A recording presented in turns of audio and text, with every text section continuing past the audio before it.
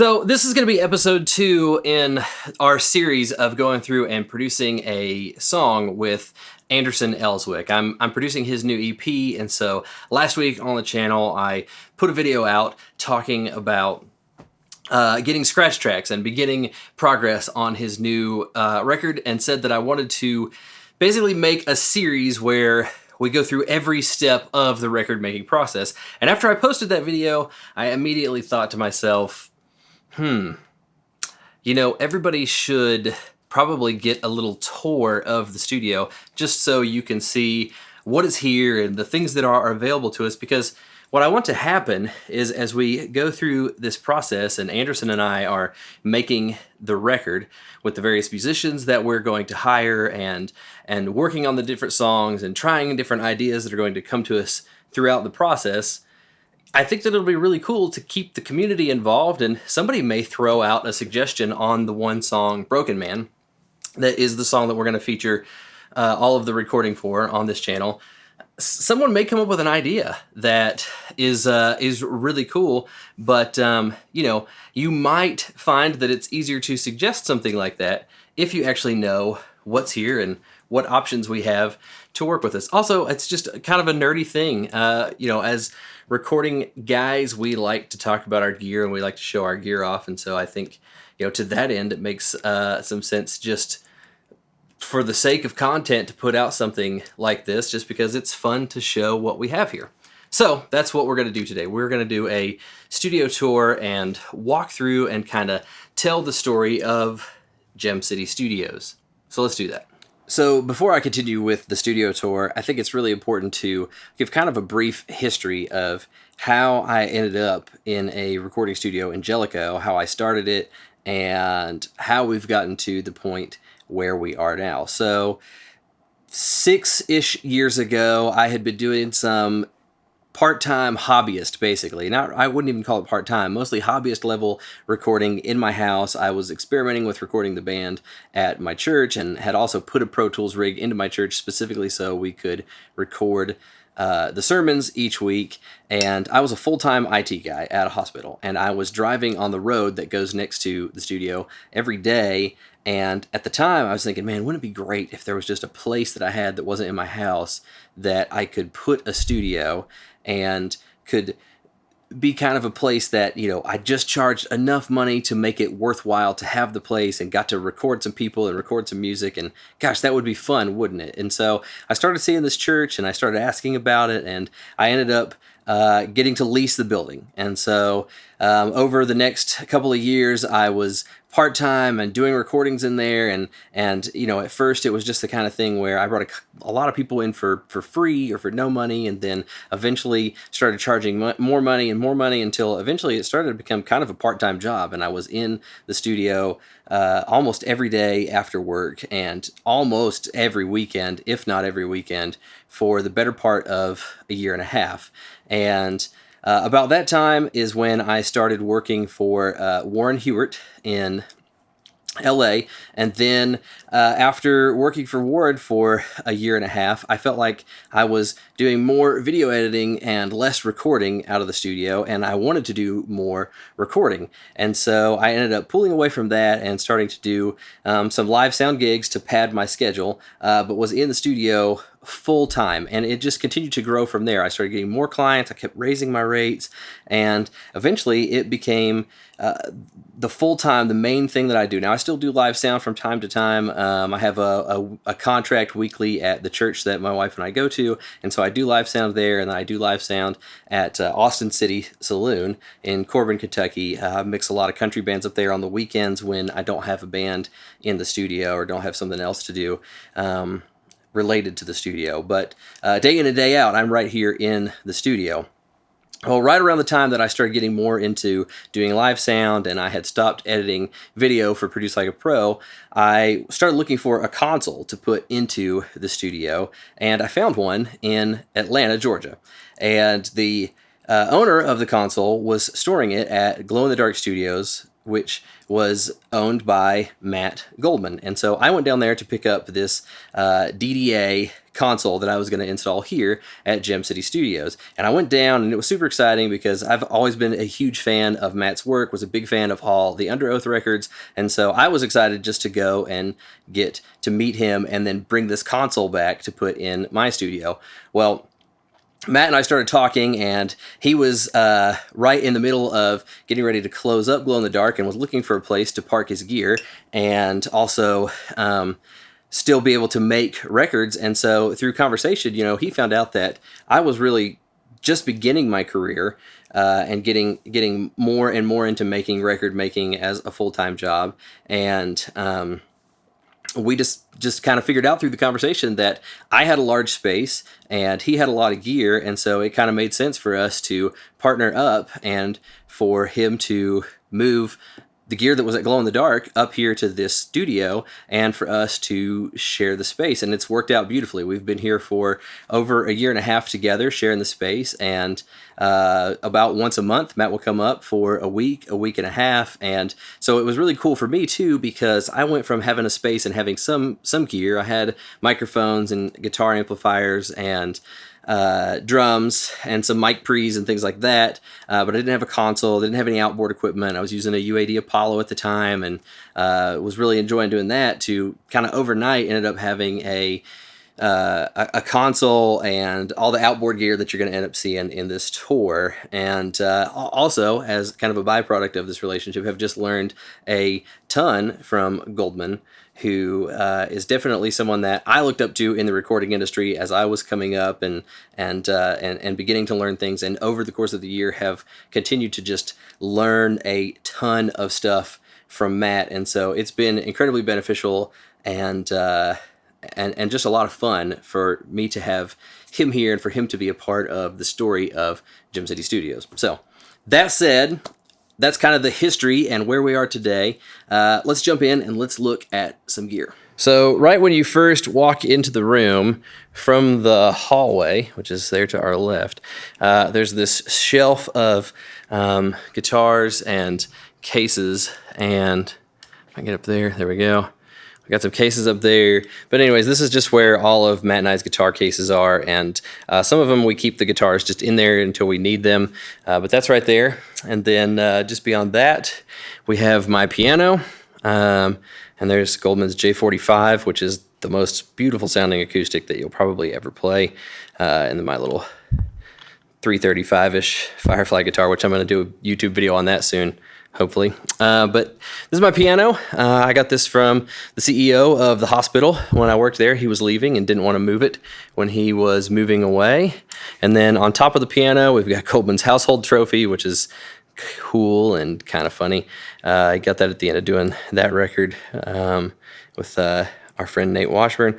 And we got some speakers up on top of there. We have band rehearsals in here for Sydney Adams, the country artist that I manage. Her band rehearses here usually once a week.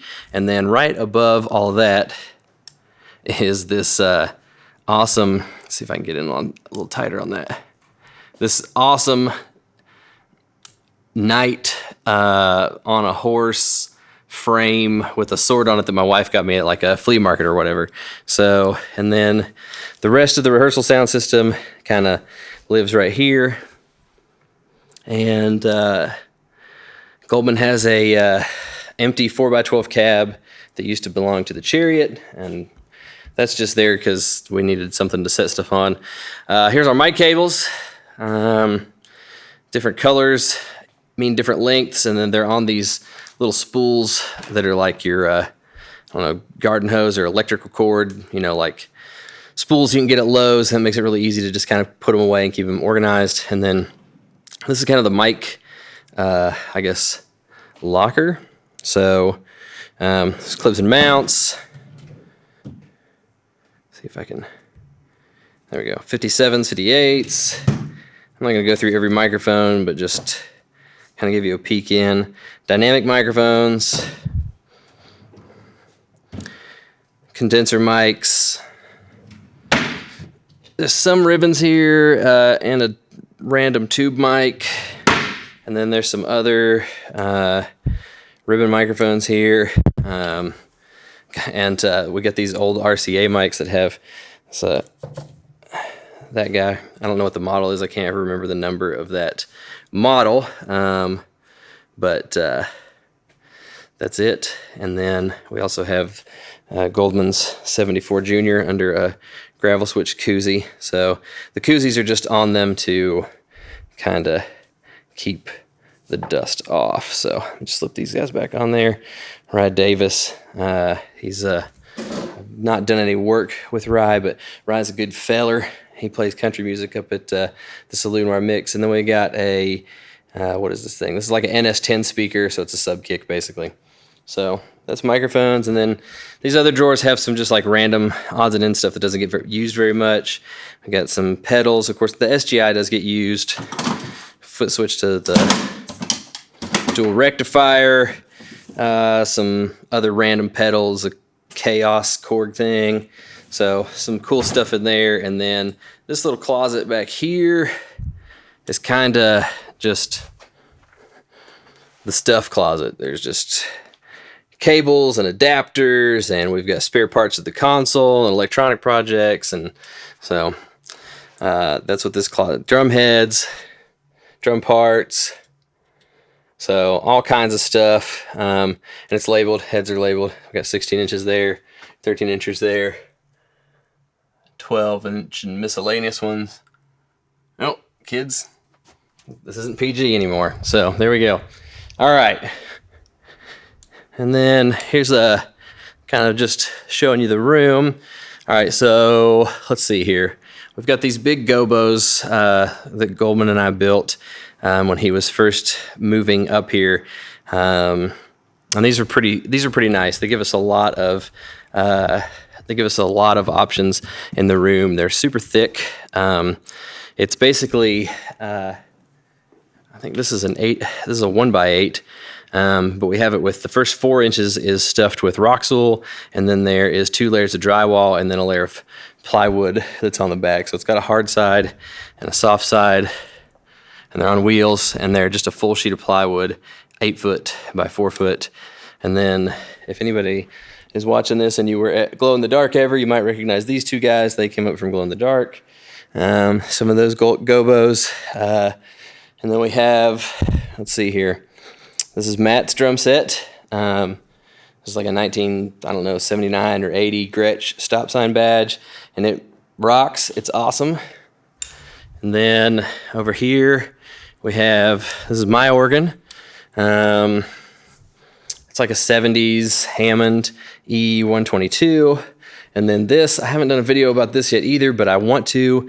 I last Christmas had the good fortune of finding basically in a junk sale a RCA 44 and sent it off to Clarence Kane and had it re-ribboned. And so we also got the stand with it when I got it. And I bought a bunch of PV stuff, microphones, things of that nature, and ended up selling all of it, and it ended up paying for what I spent on. I had to buy the whole lot, basically, of the junk and the stuff to get the microphone. So we got stands there. Put her down. Stands there, and then kind of keyboard world over here. So we've got just a 49 key MIDI controller. This is Matt's ARP Omni 2, and then my Rhodes 73, and of course the Fun Machine. I haven't used the Fun Machine, but there's a video I think on my Instagram of Nate Washburn playing on it, and it's kind of funny. So you should go look for that. And here is the Mighty B3. This is the organ that gets used a ton. This is actually Goldman and Nate's. And we have the Leslie cab, and it sounds so good. Everything that I felt like I don't know, I might need a B3 part on it. I end up cutting it, and I'm like, okay, well that was awesome. So it just sounds so good. Real B3 is amazing. And then we've got, this is another MIDI controller. I bought this a few years ago, and it's fully weighted, 88 keys, and it actually can be wireless, though sometimes I think maybe there's a little bit of latency using that guy wirelessly. Then we've got some more drums, kicking it over here. This is my 7 drums kit, which I've used a lot. It's made of maple, 10-ply maple. They're Keller shells, and they sound really good, and I really like those too. They're a lot more thuddy than the Gretches. The Gretches are more like rock and roll and attack, and these are really like just kind of beefy boys, and they're thuddy. So, and then we got this Truth kick. So I don't know. That's cool.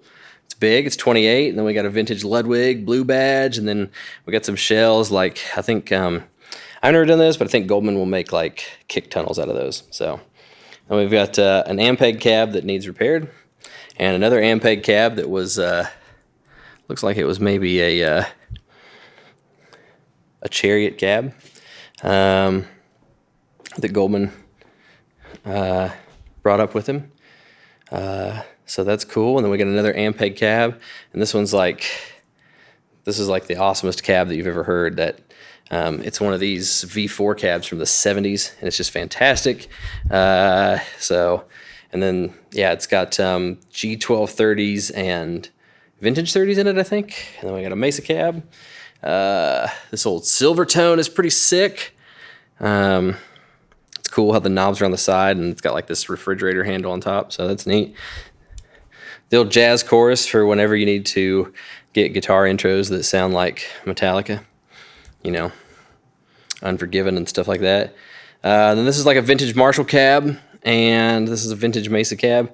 I don't know the exact year of this. I got it in a trade, basically. I got a couple of guitars and a Laney head and everything, and the whole sale was from, I guess it wasn't a trade. It was like, I don't know, I think I spent $700, and I sold everything else that I got with it and kept the cab, and so I basically have no money in the cab, which is pretty sweet.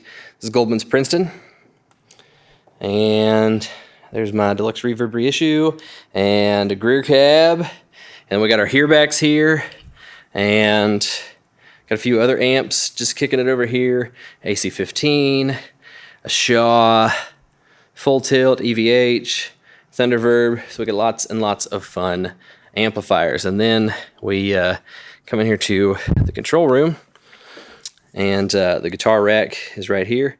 So I'm not going to go through all the guitars. We got some cool ones though. G&L ASAT, PRS Tremonti, Core, white Telecaster, that's Matt's. The white Strat, that's mine. The Reverend guy, sparkly Reverend, that's mine. Baritone Dano, that's Matt's. And the Fender P-Bass, that's also Matt's. So here we go. Here's the here's the glory, or maybe it's the glory. I don't know. Maybe you're not into gear. I'm for sure into gear. And so here is the control room. Let me move the chair out of the way. And I'll talk about a couple of these that are like standout things for me. But for the most part, I mean, you've probably seen most of this stuff. There's nothing like incredibly like mind-blowingly rare or anything like that. This is like just great sounding stuff. So first thing is that I do want to point out is this guy right here. He gets used a lot. This is a great sounding mic pre, and I don't know why UA discontinued it. Maybe it just wasn't selling good for him, but the 4110 sounds amazing, and each channel has like 3 modes on it. You've got off, which is kind of like just the regular pre by itself. Number 1 is like a more punchy, more midsy kind of a thing, and then number 2 on this shape knob is like it's got like a soft, like a limiter or something like that in it, which is really cool. Let's see. We got this this Summit is actually really cool. These pre's are great. They are tube pre's, and They just sound really good. I use these on toms all the time, and we're talking about maybe getting another set of those because it'd be a really good drum sound to have both your kick mics, both your snare mics, your tom mics, and your overheads on those 4 channels. I think that could be pretty cool. Matt mentioned it the other day, and so I've been thinking about that a little bit. I think that'd be a rad setup to have. Let's see. On top of here, we do have some amps. So let's see. This is my white Mesa dual rectifier, but it's not really like a white leather. I bought this from my friend Sean about 5 or 6 years ago. It's just been, let's see if I can zoom in on it or focus in on it. It's just been painted white. So it's not like really white, but I had it modded by a guy in Knoxville, Tennessee called the Sound Doctor, and just love the way it sounds. So this is the other amps that are up here on top are Matt's. These are his Marshalls. And they sound fantastic. The 800 particularly, I've used that a bunch. It's a glorious sounding amplifier. So, and the 610, this is the other thing that's definitely worth mentioning in the rack. I don't know why nobody makes a plug-in of this, because it's such an incredible piece of gear. It does something that no other compressor does. It's kind of it looks very simple control-wise, but it kind of has 3 different modes on it is what the manual calls. And so you've got kind of this like peak limiter mode that's just, supposed to shave off like just basically the top of the initial transients. And when that's happening, the needle won't really move. It'll just, or maybe it'll barely move, but the light will light up. And then you've got, if you go a little further in, you've got basically like the comp limiter mode where you're getting some of the peak limiting and you're getting compression, and then you'll see the needle moving and the light flickering, and then you can go in even more, and then the light will just stay illuminated, and that's like basically compression is happening all the time. The only other thing that I think is worth mentioning, there is a plug-in to this, and I've never tried the plug-in. I'd never tried this piece of equipment at all until Matt got here, but this guy down here, the vocal stressor, this thing's super cool, and I don't use it on vocals. In fact, the only thing I've ever done with it is just use it on the inside kick drum mic, which is one of the things that I learned from Goldman, which I guess is a Brendan O'Brien trick, is to use this EQ on your inside kick mic, and it is great for it. It gets, I don't know how to describe it. It just gets the kick sound that you're looking for, because there's that, you got that top end boost, and you got that low mid cut, and then you got the the 60 or 70 hertz boost. I guess it's on. I think it was on 70. I turned it down to 60 on the last thing that I did, but it just sounds fantastic. And I've been recently running this from here into a DBX 160 for the compression on my inside kick drum mic. So let's see. Then we will talk about the console. This is a Yamaha M1532. It's from the 70s, and it has been modified a bunch. Matt had done a bunch of work on it before bringing it to Jellicoe. It's been all of the capacitors that are in the signal path have been recapped with higher quality capacitors, and there's it's in the rack that you can't see that's behind here, but there's a custom power supply that was built for it by Tech in Atlanta. Direct outs were added to the first 24 channels. And then since it's been here, one of the things that Matt and I have been working on is taking the EQ section of all these channels. And the first 16 are done right now.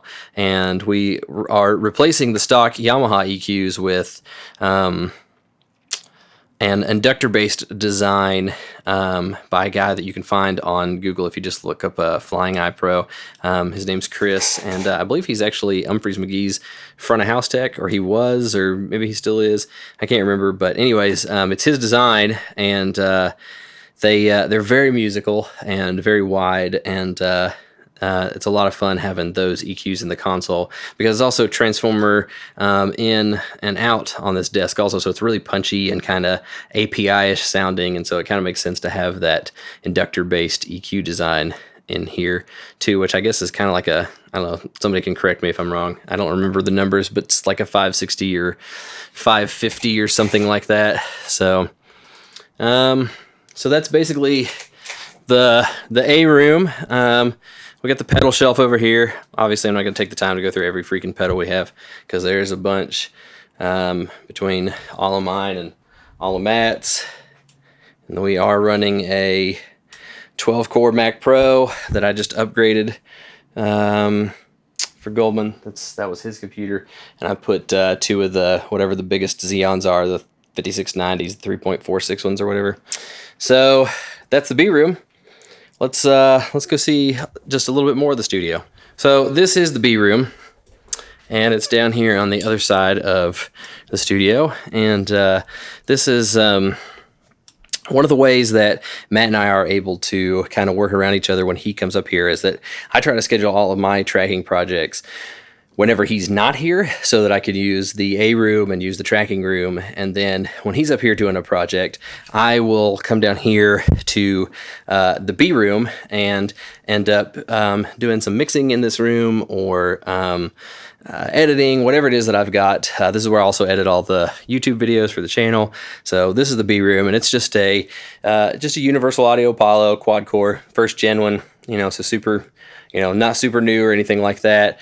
And then the NS10s are actually not even hooked up because the woofers are blown and I need to replace them, and I just haven't yet.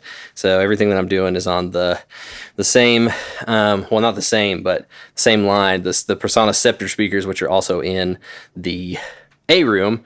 And this is the 6-inch version, and in the A room we have the big guys. So thanks for watching this video, and I hope you liked the tour. I didn't get to talk about nearly as much of the gear as I wanted to, but I definitely wanted to show you the whole facility, and I think we accomplished that. We will definitely be doing some videos in the future where we look at how some of this stuff sounds and how we use it. And then also the next video in this series with Anderson Elswick, we will be recording the drums for this song Broken Man. That's going to be kind of this whole series, and Matt Goldman is going to be playing the drums on that song. So I hired Matt to play the drums, but also it just so happened that he is coming up here next week to work on a couple of projects, and so he was already going to be here, and we need to get started on tracking these drums and getting drum sounds. And so Matt and I are going to make a couple of videos while we're doing that, and it should be a lot of fun. So just keep an eye peeled for that. Thanks for watching. I'll see you next time.